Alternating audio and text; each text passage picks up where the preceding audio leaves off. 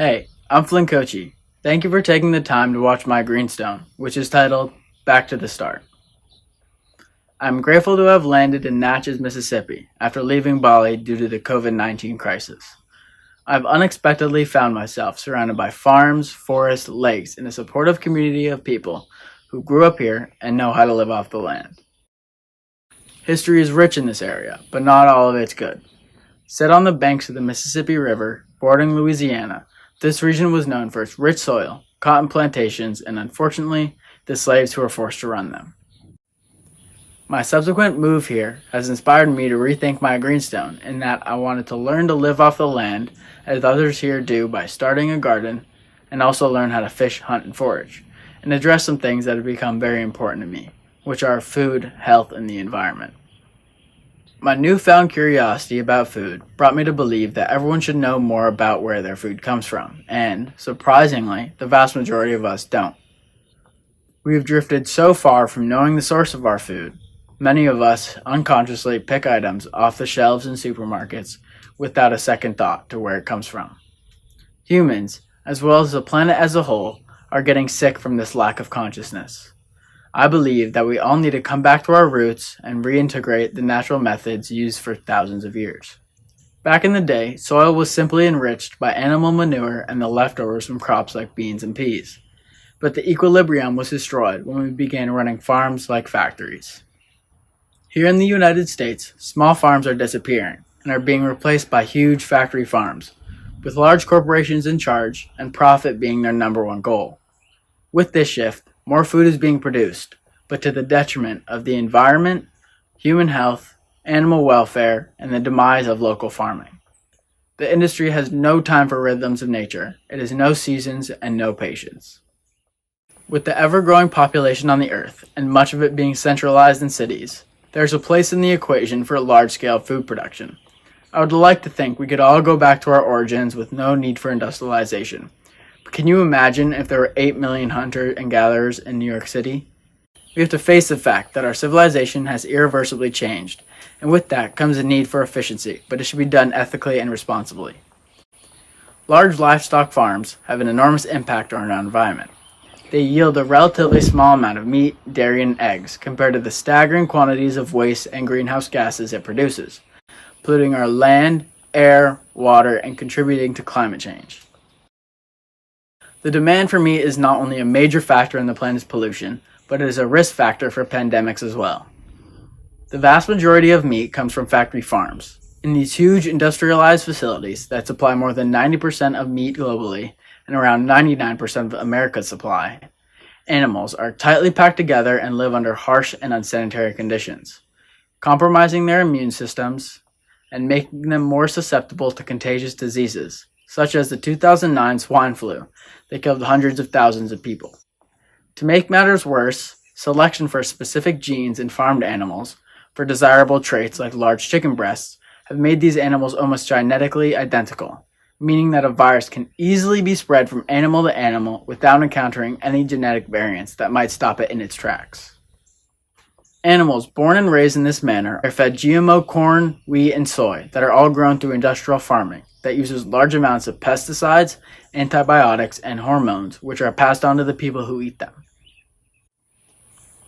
GMOs were created to improve the yield of a crop by genetically modifying the plant's organisms to have resistance to pests, diseases, chemical treatments, and environmental conditions. The most common modification to our crops is resistant to the weed killer Roundup, which has officially been classified as a probable human carcinogen. Exposure has been shown to cause liver disease, birth defects, reproductive problems, obesity, type 2 diabetes, cancer, and heart disease. It is insane this stuff is legal.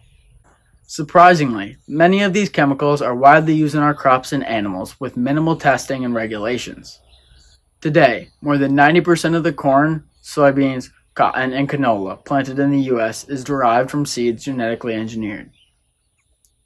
Monsanto, DuPont Pioneer, and Syngenta have taken major control of the agriculture market by patenting hybrid seeds, fertilizers, pesticides, and weed killers, and imposing their own rules by aligning government posts with former Monsanto bigwigs.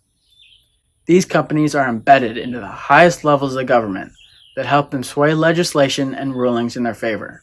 I would call this legal corruption. As an example, U.S. Supreme Court Justice Clarence Thomas worked as an attorney in the Pesticide and Agriculture Division for Monsanto Company for 21 years. FDA Commissioner for Foods Michael Taylor was Monsanto's Vice President for Public Policy from 1998 to 2001. Even former President Barack Obama signed off on a bill that barred federal courts from stopping the sale or growing of GMO crops, no matter what the health issues may arise. These companies are even in Indonesia. Monsanto was fined $1 million for violating the Foreign Corrupt Practices Act from 1997 to 2002 by failing to record approximately $700,000 of illegal payments to at least 140 current and former Indonesian government officials. Another way these companies stay on top is by spreading misinformation and stomping out all opposition. In 2013, the March Against Monsanto movement initiated protests across the world when California's Proposition 37, a ballot initiative that would have required labeling food products made with GMOs, failed to pass because Monsanto and other food advocacy groups spent nearly $45 million to defeat the campaign. And you wonder why most people don't know the facts. Agriculture gag laws, otherwise known as ag laws, have been put in place where activists or whistleblowers can be charged as terrorists and imprisoned for years for simply exposing the crimes and abuse happening on farms. This is where we should all draw the line, because now they're not only poisoning our food, but they're using their power to arrest people looking to expose the truth. Not only do they use their power to keep information from coming forward, but they attempt to confuse consumers with wording and labeling. Misinformation comes in many forms, the most common being deceptive labeling on a product's packaging. The most common misleading labels concern the terms free range, non-GMO, all natural, and organic. Free range, by definition, means that livestock is kept in natural conditions and have the freedom of movement, but with no official certification needed, there is no guarantee that these animals are kept in humane conditions. The non-GMO label does not require an official certification either, proving that it isn't a GMO product. The all-natural label is one of the most abused terms because the FDA has deliberately chosen not to define what constitutes what is all-natural, therefore allowing major abuses. Organic, which means it is produced without the use of chemical fertilizers, pesticides, or other artificial agents. But even with the USDA organic seal, companies are allowed to sell their products with only 90% natural product. It makes you wonder what that other 10% is made of. Consumer advocacy groups are fighting this unethical behavior by pushing to enact a law that requires accurate labeling. The corporations are fighting back because they profit from our confusion and doubt. In 2014, the state of Vermont became the first state to enact a law requiring the labeling of genetically engineered food.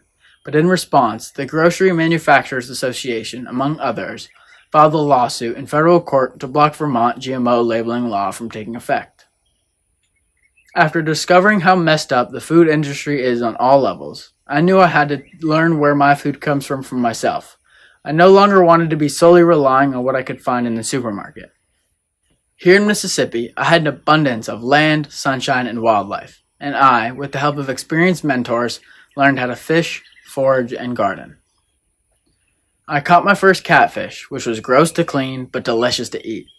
I also joined a hunt for wild chanterelle mushrooms, and luckily hit the jackpot, and ended with a basket full, which we used in nat risotto. I also even tried my hand at raising chickens, with a coop and everything they would need to survive. But unfortunately, they only lasted 2 days before some animals got to them overnight. I'm excited to try again, though, after fortifying the coop and learning from my costly mistake. My journey into connecting with my food started soon after we arrived in Natchez, with me helping in my neighbor's garden, which was an incredible experience for someone who has never planted a thing in his life, and this inspired me to start my own. My new friend, in return, shared his expertise and helped me select the right location with good sun exposure, proper drainage, and correct pH levels for the optimal garden. On my land, I knew there would be no pesticides, no herbicides, or any other toxic chemicals that you often find in products on supermarket shelves. What I soon realized was that gardening is a science. You can't just throw some seeds in the ground and hope they grow. You have to treat them like kids. They need a shower and a meal each day.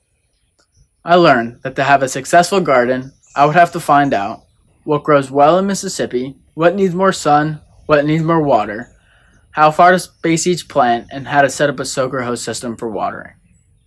I mapped the distance needed in between each plant, and based on the yield I was looking for, I ended up with a 30 by 30 plot. I chose to make an outdoor garden rather than working in the existing greenhouses that were on the property. In making that choice, I gave away the control I had in the greenhouse to work with the natural cycles of the environment. Yet another friend came by with his tractor and helped me till the soil. My family and I salvaged fence postings and chicken wire to build a fence to protect my garden from all the hungry wildlife around us. After all this research and labor, we finally got the seeds in the ground. We planted cherry tomatoes, cucumbers, okra, squash, red onions, chives, basil, cilantro, oregano, strawberries, and red peppers. All the vegetables and fruits I love. It has not been all smooth sailing though. Not even a week into the completed garden, the soaker hose was chopped by a lawnmower.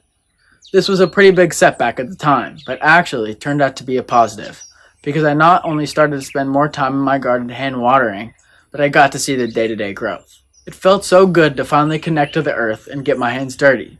With each day, I saw myself gain a more emotional connection to my plants.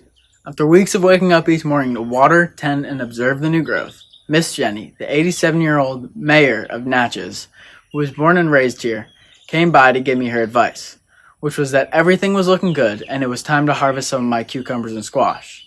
I can't tell you the deep satisfaction I finally felt bringing in vegetables that would feed my family and friends. A salad has never tasted as good as that night. I've since developed a real love for cooking. Whether it's ingredients out of my garden or not, I realized how sacred the whole process is and how essential it is to our well-being. I've been taught so many things about flavor, spices, and so many other tips and tricks that I will use forever. After all this, I realized I was missing one thing, and that was composting, which to me is the completion of the cycle.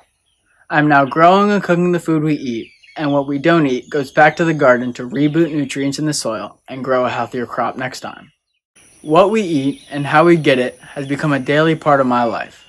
Our community is centered around food and the sharing of meals, recipes, and how-tos, where everyone brings their special expertise to the table. With this journey, I now feel a real connection with the land and this community on a level I never thought I would before. I've realized food and the way we handle it is a common bond for all of us. It is a sacred part of each of our lives in that it unites people and nourishes us on so many levels. And this is why we should care where it comes from.